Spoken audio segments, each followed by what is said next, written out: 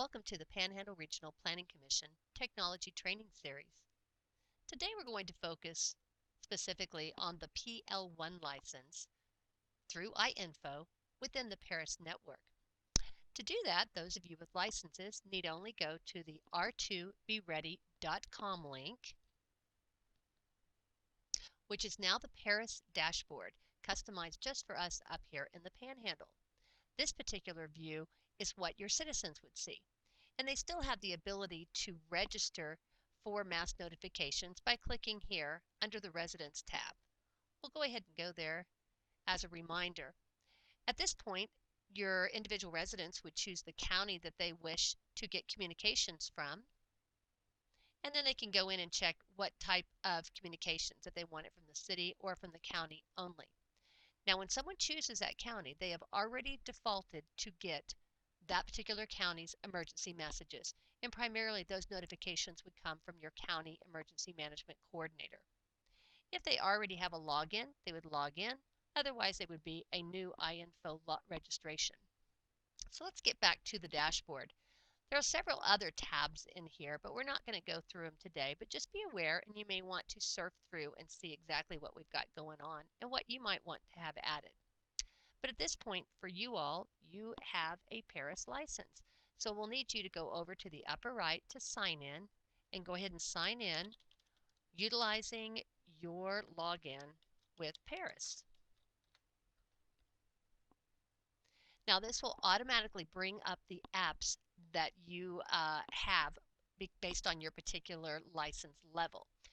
I'm an admin, so I have several, but you will see MyCom, possibly My People if you are the emergency personnel primary for your department or your organization, and that would be for personnel, not for citizens. And then you'll probably have My Documents and then your own personal profile. When you get into this, your search engine that we used to have on the old one is still here. So if you're searching for a person's name, such as me, you just need to type it in, and this will pull up those people that are primary and alternate contacts for organizations within the Panhandle that have something to do with emergency management or response. Not every citizen and not every department personnel is going to be found this way. Only those people who are designated as primary alternates of key organizations. You can see, like in the old gadget, you're going to be able to have the name, phone numbers, in addition to their email and who they're attached to. You can click on to more info, and then that will provide all the detailed information. You can be found in here because you're a decision maker probably within your organization or your city. Now let's go back out, and we're going to erase that. I'm going to go ahead and put in Panhandle Regional, so you can see that we can also pull out PRPC or a city or a county. And so you can see the different orgs that are part of the Panhandle Regional term, whether it's PRPC or even 911. Pretty much the same as what you're used to. If you want to go and make this be your search engine, you click on Web, and then if you're after, let's say Christmas gifts, you type in gifts, and you're basically going to default to whatever your Internet Explorer is and go that particular way to search for an item. So it is a full functioning dashboard that you can use for both PRPC or for your Paris information, but also you can utilize it for your web searches also. So let's go ahead and get into why we're here, and it's primarily for the My Communications. Now you're going to click on My Communications. It's going to take you to the same interface that you're used to seeing. Templates, drafts, your sent and received. Keep in mind these are sent and received from messages that originated from the iInfo system. So they'll be contained in here, whatever you sent out through iInfo or what you received from other people who sent it via iInfo. The drafts are literally that, but the most important one that I want you to focus on is going to be templates. Now your templates are something that you're going to want to create so that you have some semblance of a message already developed prior to that emergency occurring. It may be a 911 tornado on the ground. If you're a fire department, it may be a callback shift that has everybody in there. Maybe you're issuing a boil order notice for your particular jurisdiction. Maybe it's just to let people know that there's a burn ban in place or that the burn ban has been lifted. So there's tons of different templates that you may want to create for your jurisdiction. Now, as you get started, I want you to go over here into Preferences, User Preferences, and make sure that your default organization is correct. By doing the drop down, you can see whatever you have permission to be in, and then you're going to choose that particular organization. Down here, you're going to see what you want that reply display name to be, or also your text message or SMS, what that display name will be. You may want it to be an org and not your name. Those are decisions that you get to make. Once you're happy, click OK, and now that will be the default information for your communications. Now up here in New, you can either use the drop down, but I encourage you just to go ahead and click the word New. This gives you access to all pieces of your communication that you're capable of sending. Once again, confirming that you are representing the right org, because several of you may be in many orgs. You may be in a city, you may be a fire chief and be over a fire department, you may be at the county level. So just make sure that whatever org you're sending these messages, that you've got the right one represented. Once again, you can also click here to say I want the org name instead of my personal name. And the other way of doing that is over here in Options to ensure that you're sending it out with the proper reply display name. This is still the same as what you're used to in your To category. Let's go through each of these tabs. My people, that's going to be your personnel. This is not citizens, this is personnel. You can see I have regional services, and then I have the several different groups that are part of regional services. If you're at the county level, you may have departments in here. If you're at the city level, you may have departments in here. You may have volunteer groups in here. You may have city council or commissioner's court that are listed in here. But these are individuals that are a part of your program, not the generic citizen who is registered to receive mass notification groups. My groups are groups that have been created. If you have a full license or a PL3 license, you have the ability to create special groups. And I'm going to open this up so you can see some of the groups that I've created. Here I have the Panhandle EMCs. Let me go up here. County judges, EMCs, fire chiefs, police chiefs. As a PL1, you do not have the capability of creating these groups, but if you would like a specialty group, let me know and I can help you out on that. Or your county emergency management coordinator also has the ability to create these groups. And so we can create some favorite groups. The cool thing about groups is that you can share them with other organizations so that everybody has kind of a shared email group list. Now over here you have what's called mass notice groups. These are your people that have actually registered for a specific thing. Now because I am in here as a PRPC regional services, the only groups that I have that were open groups people could register for are disaster volunteer or emergency preparedness notification. Now I'm going to close this for a minute and I'm going to run up here and I'm going to change me and I'm going to become Lake Tanglewood Office of Emergency Management. Now this is going to change the things that I can see. So when we open this mass notice group now, you can see that I now have the ability to access the Lake Tanglewood area watches, the generic city office or service notice, or emergency notices. Now this is your list of notifications. If you've been given permission, it's your list. So for text messaging and email, if you feel it is important enough to send, then you can access whoever you want. If you think that the burn ban is important for all of your people to receive as an emergency notice, you can definitely click this button and then go ahead and allow them to receive whatever the message is. We're going to do that so you can be reminded. Click the button, click 2. Okay, now you're populated right up here and you can see those 539 people are now located in this little box. So we're going to say that that's all we want to do right now, and we're going to click Close. And now let's say that this is going to be a template that we're going to create. And we're going to call the subject tornado on the ground.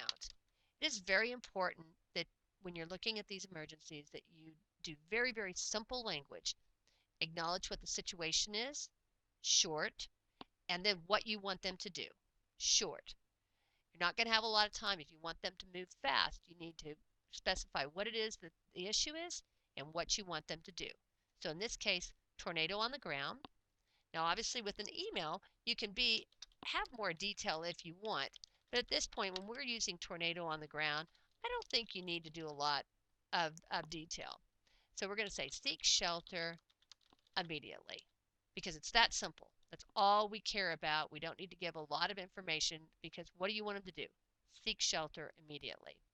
Now that will go out in an email to them. So now let's get over here into text messaging. With text messaging, I can go in and I can repeat the same thing. So let me go ahead and open that, and I'm just going to grab that right there and I'm going to copy it. That was a right click with my mouse, and then I can go here and paste it. And as you can see, now I have it in here, and I can convert to a template if I choose. I can send the test message to myself, or I can show how many people are going to receive this. So let's do a show summary so you can kind of have an idea. Okay, so of this, 532 people, 532 emails are in here. 350 people have provided a text message or SMS, and 3 people have a mobile app. Now, we're going to talk about this mobile app a little later. That gives you an idea of how that message is going to be received or how many folks are going to do it. So let's hit close at this time because that was just a summary. If we want to save this message and convert it to a template, we need only do this. Convert to template.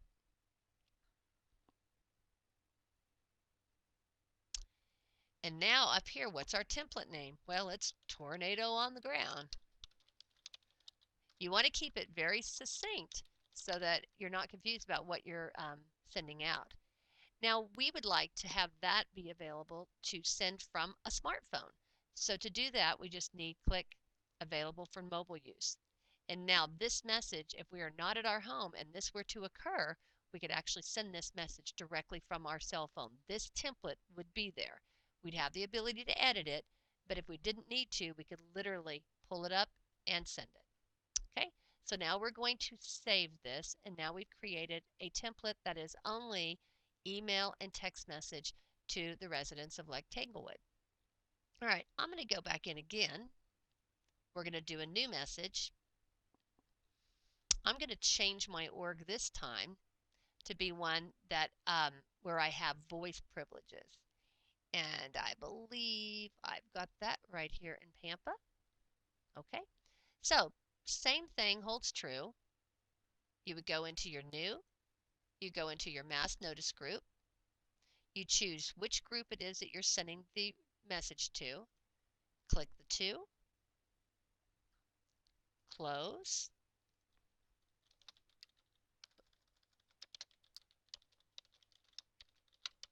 okay.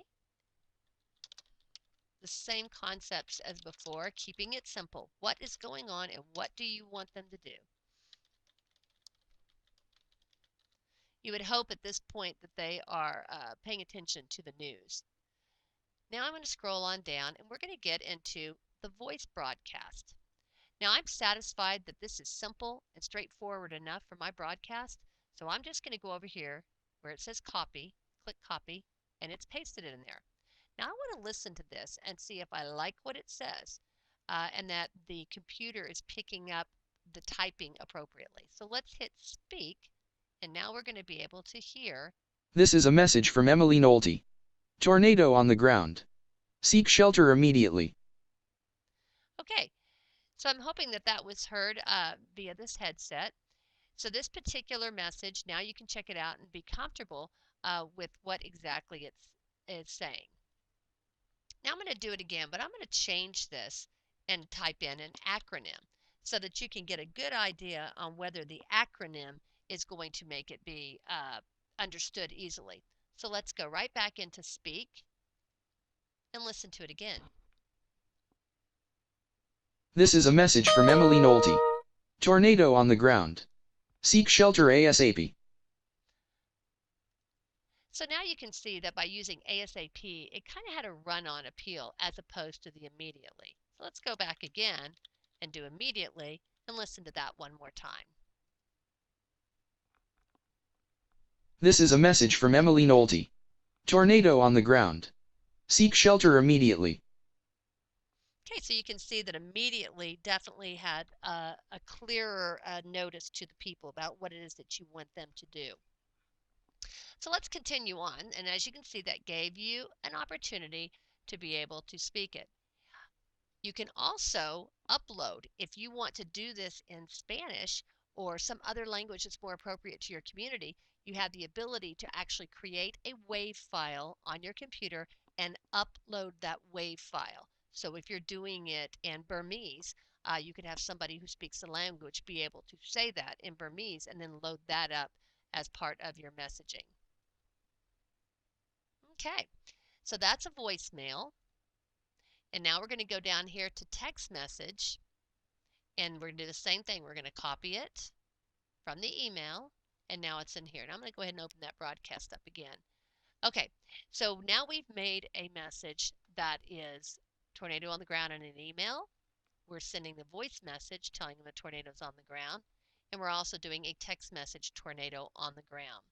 Now this will also go to the mobile app. So we're going to check, we won't check that mobile app, but we could. If we wanted this audio to be heard on the new mobile app, you could actually check that. A little out of order, but I want to bring this to your attention. With messaging such as this, you have the ability to save a little money if you know that they have a smartphone and don't need to have the voice messaging. So here it is, send to mobile app or text.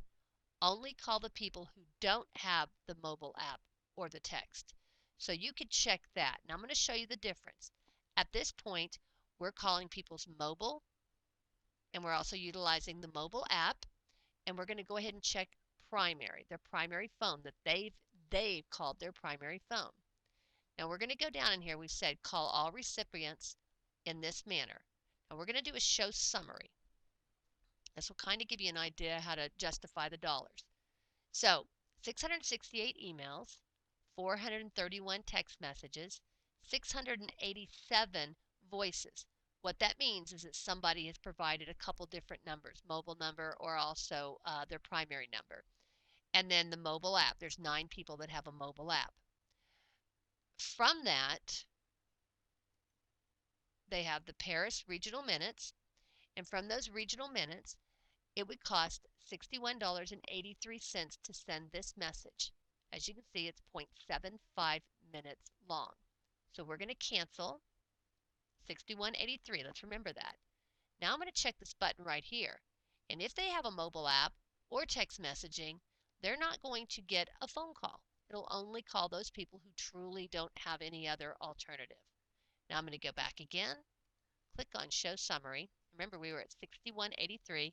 You can see we've now dropped it down to $22.95 because we've eliminated 431 people that have text messaging. So you can see how you can really leverage a good marketing campaign to get people to get their cell phones or smartphones registered, and then be able to really care for those people who don't have that option. Maybe it's your seniors, maybe it's special needs populations that don't have it. So those are your options. So let's hit close again. So that's how you can go in and check in regards to your templates. Now I'm going to go ahead and convert this to a template once more. Same concepts as we used before. What is the name going to be? Sorry about the typing. And I want this to be available for mobile use. And if you want to go in and create categories or incident types, if you want to share that template with somebody else, if you are at the city level and you have the ability to launch mass notices to your citizens, then you might want to share this with the county emergency management coordinator. So that way you have backup for your different templates. So with that said, I'm going to go ahead and cancel out of that so that they don't inherit what I've created. I do not want to save. Now we're going to go back and I'm going to go in here, right here. This is actually where you can drill down to have your only templates. There may be some folks out there who have accidentally shared their templates with you. It's not a big deal, and we're going to try to help them clean that up. But let's go into the owner org. I'm going to uncheck that, and I'm just going to go down to Lake Tanglewood so we can see that one template we created. Apply. Now there's the template. I have two ways of accessing this template. If I feel like the weather's changed, maybe I want to give a little direction, maybe I know that it's going to be south of the village, then I could actually click the edit button and I can go in there and actually type in and say tornado on the ground south of the village. I can actually put in specifically, and then once again, I would save this message. So I'm not going to save it, so let me go back out. Now let's say that I am literally having to launch this message. I'm anywhere. I am at a neighbor's house or I'm at a family member's house and I'm not down in the village, but I need to get this message launched. From a desktop, I would click on Tornado on the Ground, making sure I'm confirming that I have the right group in here. Quick look at my email. And in this case, I could have done a voice message, so I'm going to go ahead and copy that in there. And now I've got my text message, and I'm confident with what I have in here, so I would hit send. Now I'm not going to do that obviously, but you need to know when you hit send, a block will come up and it's going to give you the summary. The reason that is if you have accidentally chosen the wrong group and this message comes up and it says you're only launching to 2 people, you have the ability to correct that instead of thinking that who you launched it to, that you covered everybody. So always remember when you're ready to send, you click send, look at your summary and ensure that you're hitting the number of people you expected to hit, and then hit send again. Now we're going to go into the show summary. We have said please call all recipients. So let's do that show summary real quick. Okay, you can see it's going to cost $48.51 to send to everybody. And that's 539 voices and 350 text messages. So remember, 48.51. We're going to close it. Now we're going to go in and we're going to click that button again. If they have a smartphone, they're going to get it that way. And let's go ahead and check the primary. And let's go ahead and check the mobile app because you could also hear on the mobile app. But I'm saying if you've got a text message, we're not going to call you. We're going to call those people who really need it. Once again, show summary. You can see we've now dropped it to $17. So quite a bit of savings there. And so a marketing campaign on getting folks to register their smartphones or to download the mobile apps are truly the way to go. So let's go ahead and close this right now.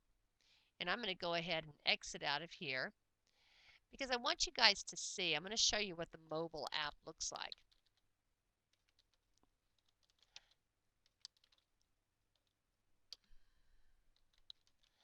Now what you're going to type in, it's going to be i-info.com/mobile. And this is what you would type into your smartphone. The view that I'm showing you now is what it would look like on your smartphone. You would log in with your information. I'm going to go ahead and put remember me. And then we log in. And this is what your smartphone would look like. You'd have a list of different information. You'd have your search engine.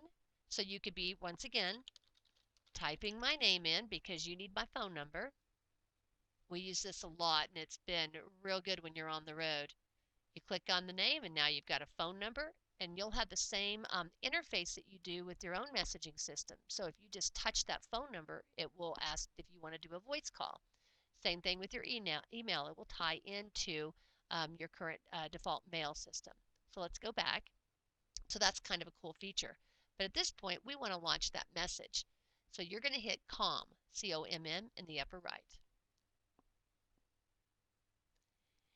It's going to take you to the communications part of this. And we're going to pull up templates. Now, I have a lot of templates, once again, that are shared with me. You would not have that. You would just have that message that was created. So instead of running down and trying to find that right now, we're going to go ahead and pretend that this one that Ochiltree County created is the correct one. So you would pick the template that you created, hitting the gray area. Now in this case, it is a voice call. It is hitting the 911 database that has been loaded for Ochiltree County. So it's going to remind you that this better be really, really bad. And you're going to say, I accept, continue. And in this case, it's tornado. You may or may not have that, or you don't need to use it if you have to. And you can see that this message has been created, tornado on the ground. They're kind of leaving it open to put in where near Perryton is going to be. They also have automatic folks that are being CC'd in on this. So you can see the judge and the city manager that are included in this and us. So I know they've launched a message if I need to help them. And then once again, text message, the voice broadcast, it's all right here. The disaster minutes, the pool of money that's being utilized is in there. And then the last thing that's going to happen is you're going to click save and off it goes. So I'm not obviously going to do that, but or to hit send. Now you could hit the test message and that would give you the opportunity to review it also. So that's what it would look like on your phone. Kind of gives you an idea how to do that. So I'm going to back out again. What I want you to do, and I'm going to go ahead and go into the PowerPoint and I'm going to type this address in so that you're aware of how you want to be able to access the new app. When you go into your Apple Store or your Google Store, you're going to search for Fully Connect. Fully Connect is an iInfo app. And so if someone has created a login within iInfo, when they download that app, they will log in and now all their messaging is going to be received. In addition to the other ways, it'll also be received by the Fully Connect app, both email, text messaging, and their weather alerts. So it's a nice little app to contain all the important messages that are being launched from the iInfo system, as opposed to having to go to your text message or to your email. All those messages are now neatly contained into one particular environment. So I know this was a lot of information, but I'm hoping this will kind of give you a reminder of what the PL1 license can do for you in regards to my communications. If you need any specific one-on-one time, please feel free to call me and we can get into a go-to meeting together and I can watch what you're doing and guide you along. If you want to practice, feel free to use my email in there and you can launch as many messages as you want. And we can see how your templates look, how they were received by me, and see if there's any best practices that are being done out there by other jurisdictions. So we thank you very much for attending this particular training series, and we hope to provide more to you in the future.